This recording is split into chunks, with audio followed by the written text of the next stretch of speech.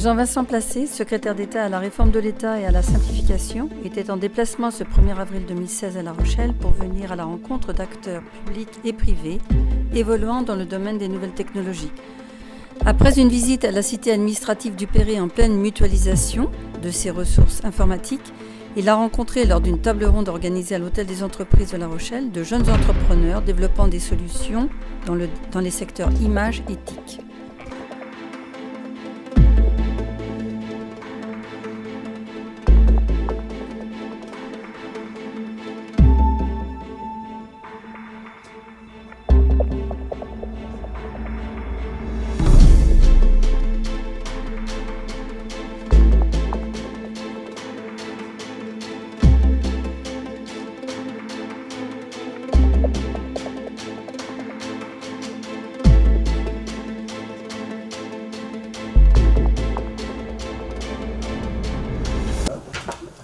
On a souhaité, après votre visite de cette pépinière en pleine entreprise, réunir un certain nombre de ceux qui sont passés par là ou qui sont encore pour la plupart, pour qu'ils puissent un peu se présenter en plus de ceux que vous avez vus, et puis qu'il y ait aussi un certain nombre de représentants des services publics et de ceux qui travaillent au profit des entreprises, Chambre de commerce et d'industrie bien sûr, Banque de France, unité territoriale départementale directe, Pôle emploi, service de la direction départementale des finances publiques, parce qu'on a pensé intéressant pour la partie, on va dire, simplification de votre portefeuille. On a vu la modernisation de l'État, la réforme de l'État tout à l'heure.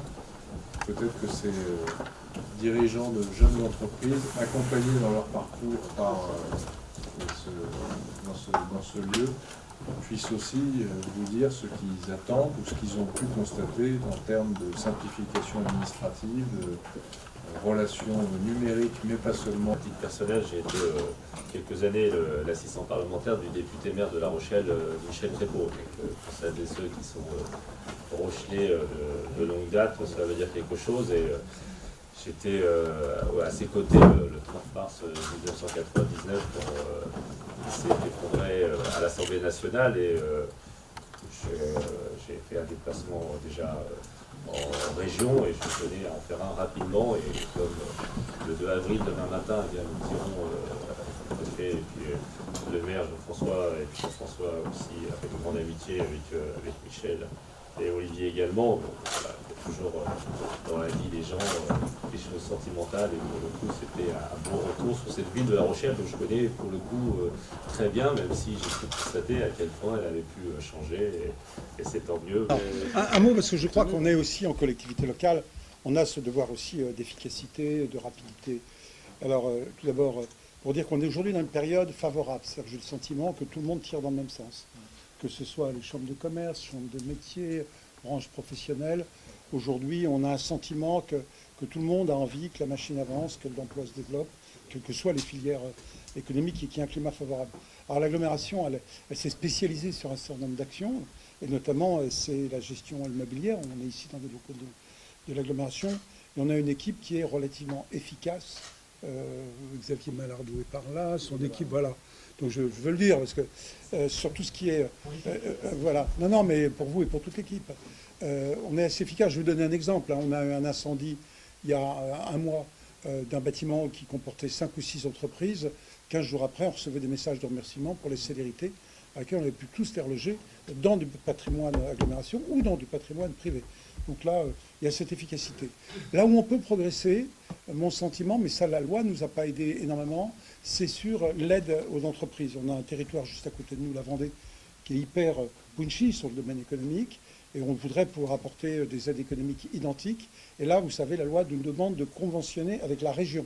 Donc on a conventionné des aides économiques avec la région telle qu'elle était auparavant, mais maintenant on est dans un nouveau périmètre. Alors l'aide va pouvoir s'appliquer cette année, mais ensuite il faut qu'on prépare maintenant les nouvelles conventions avec la grande région pour avoir des dispositifs qui soient validés. Voilà, donc c'est une complexité pour nous, parce qu'on sent qu'on ne peut pas répondre toujours aussi vite et aussi bien à des demandes d'entreprises, parce qu'on a nous-mêmes cette propre problématique de trouver des mécanismes qui fonctionnent bien. Là où on peut aussi peut-être progresser, mais encore que les choses ne vont pas si mal, c'est là où on n'est plus acteur au premier rang, c'est sur le financement des entreprises.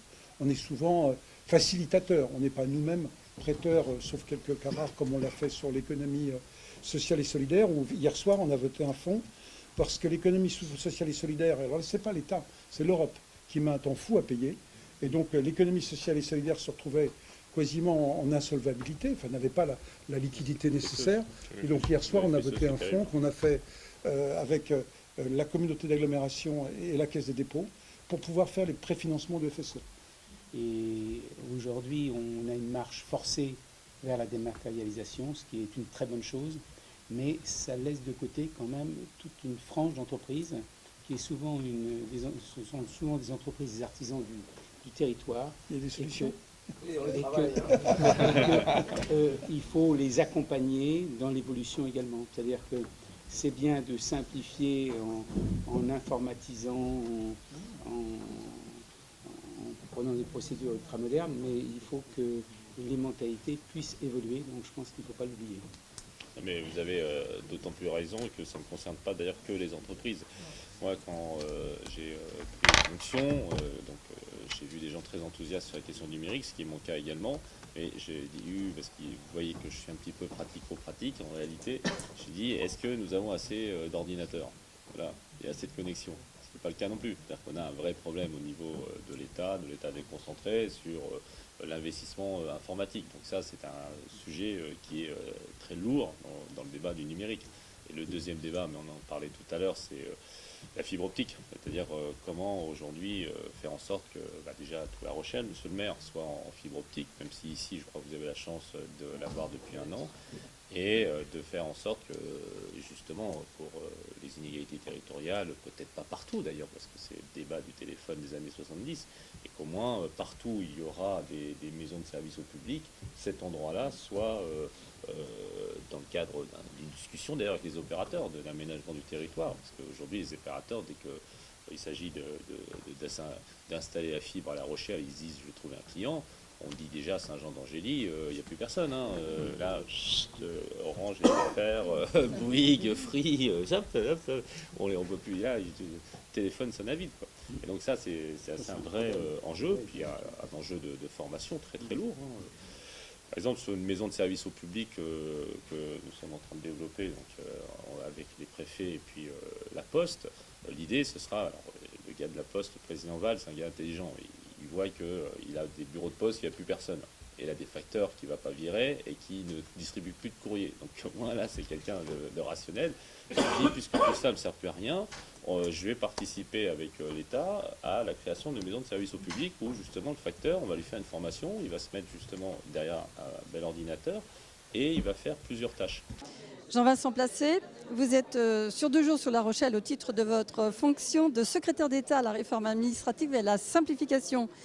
Alors au terme de cette première journée, vous avez visité la cité administrative du Perret et puis cet après-midi rencontré des chefs d'entreprise et la pépinière d'entreprise de La Rochelle. Est-ce qu'il va y avoir une synergie entre les deux pour justement une simplification administrative de l'État ?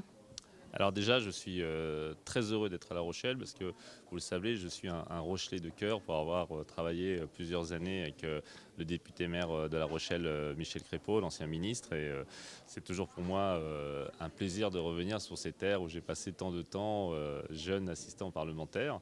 Et d'ailleurs, pour la mémoire de Michel Crépeau, je remettrai demain matin, 2 avril, presque jour pour jour, 17 ans après le décès de Michel Crépeau, une gerbe sur sa tombe. Et ce sera un grand moment d'émotion pour moi, tellement j'ai été heureux de pouvoir travailler auprès de Michel Crépeau et de pouvoir bien connaître la ville de La Rochelle. Donc, dans le cadre de ce déplacement ministériel, j'ai pu apprécier la réalité d'une action très forte, la rénovation, la modernisation de la cité du Perret, où on se regroupait plusieurs directions départementales importantes de la préfecture.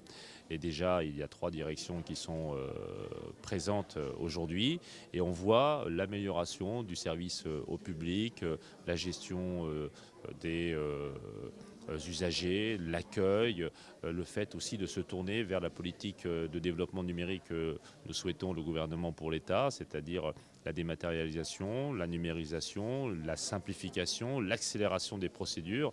Et j'ai pu voir vraiment dans ce nouveau beau lieu des fonctionnaires extrêmement dévoués, extrêmement volontaires et déterminés dans cette tâche.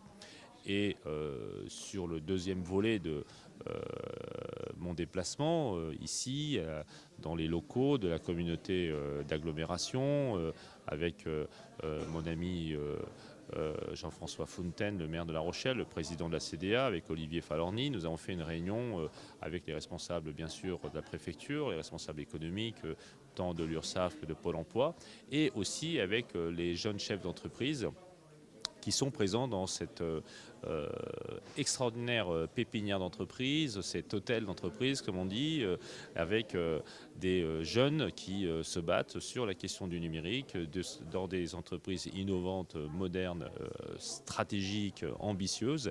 Et voyez-vous, c'est ça le sens aujourd'hui de mon portefeuille ministériel, c'est comment l'État peut faire pour améliorer les procédures pour les usagers, aussi pour les entreprises, et comment ces entreprises, de façon innovante, stratégique, peuvent créer des emplois.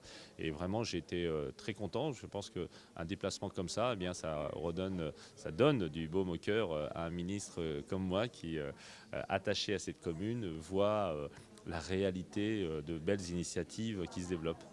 Alors, ces jeunes entreprises aussi ont besoin aussi de recruter. Et est-ce que vous pensez que la future loi en fait, de réforme du Code du travail va pouvoir leur permettre, notamment peut-être avec le forfait jour, est-ce que vous pensez que ça peut aussi leur convenir, mais surtout protéger les nouveaux employés en fait? Mais pour ma part, je souhaite vraiment, d'une part, que la loi vive son processus législatif, parlementaire, dans la mesure où le texte n'est pas définitif, n'est pas encore adopté.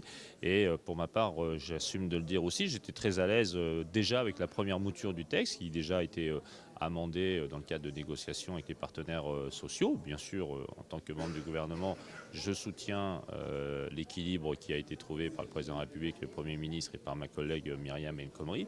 Et je le dis aussi très clairement, nous avons besoin de libérer notre code du travail, de rendre les choses plus flexibles, des choses plus souples, avec moins de réglementation, moins de procédures, moins d'autorisation de l'administration et moins de recours. Et c'était le sens d'ailleurs des débats qui ici étaient extrêmement d'ailleurs intéressants et même conviviaux, parce qu'on a là des gens qui sont confrontés au quotidien aux difficultés de la vie de l'entreprise et qui, bon, parfois ne sont pas contents, mais qui le disent avec le sourire des gens qui travaillent et qui sont face aux réalités et qui savent qu'il faut trouver des alliés et des partenaires. Donc voilà, il faut qu'on tire tous dans le même sens, le gouvernement, le patronat et puis aussi les salariés, qu'il faut sécuriser davantage et protéger davantage. C'est d'ailleurs le rôle même du compte personnel d'activité qui regroupe aujourd'hui le compte pénibilité et le compte professionnel de formation.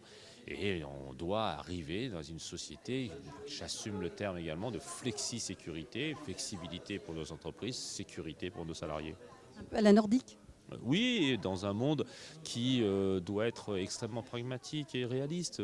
Voilà, il y a eu en France une histoire politique, culturelle, économique qui a produit de la législation.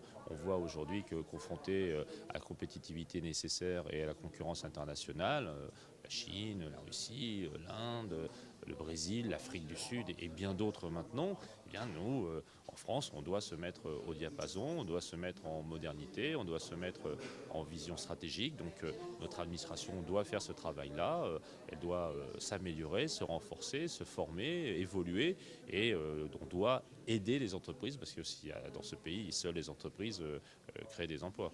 En tant qu'homme de gauche, vous n'êtes pas insensible quand même aux dernières mobilisations dans la rue? Bien sûr, ça veut dire qu'il y a des incompréhensions. Alors après, bon, le mouvement syndical n'est pas non plus d'une ampleur extraordinaire, mais je pense particulièrement aux jeunes de notre pays.